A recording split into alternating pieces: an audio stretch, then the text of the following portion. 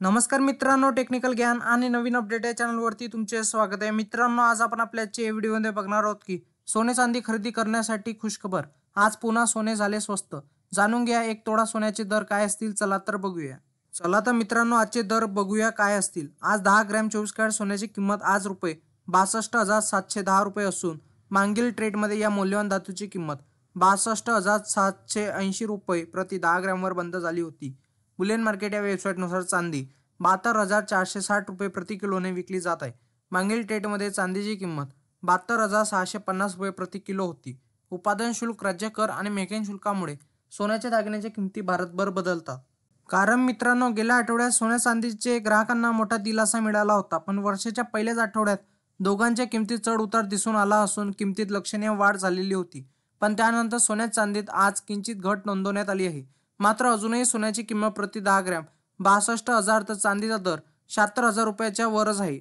कारण मित्रांनो, गेल्या काही दिवसाचा दरवाढीच्या सत्रानंतर आज सोने आणि चांदीच्या किमती स्थिर राहिल्या आहेत.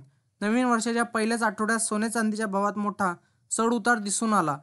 किमतीत प्रचंड वाढ झाली आणि मात्र त्यानंतर मौल्यवान धातू घट झाली असली तरी ग्राहकांना खरेदीसाठी प्रति तोडा अधिक पैसे मोजावे लागत आहे. अशा प्रकारे गेल्या काही महिन्यापासून सोन्या चांदीतील दरवाढीमुळे ग्राहकांच्या आनंदावर विरजण पडले आहे. मित्रांनो, त्याच दरम्यान बाजार एक्सपर्टनुसार येत्या काही दिवसात सोन्याच्या किमतीत किंचित पडझड होऊ शकते. जवळपास 12 जानेवारीपासून सोन्याच्या दरात पुन्हा एकदा कमी होताना दिसू शकते. मित्रांनो, सोन्या चांदीचा आजचा प्रतितोड्याचा दर काय असेल? भारतीय बाजारात आणि वायदे बाजारात सोन्याच्या फ्युचर्स सपाट व्यवहार करत असताना आज चांदीचे वायदे कमी झाले आहेत. दरम्यान फेडरल रिझर्व्ह व्याजदर कपात करण्यास विलंब करू शकते. या कयासांना चालना देत असताना अमेरिकेच्या श्रमिक बाजारामुळे सोन्याची महिनाभरात पहिली साप्ताहिक घसरण नोंदवण्यात आली आहे. मित्रांनो, तुम्हाला असेच नवनवीन व्हिडिओ बघण्यासाठी तुम्ही आपल्या चॅनलला लाईक, शेअर अँड सबस्क्राईब करा. धन्यवाद.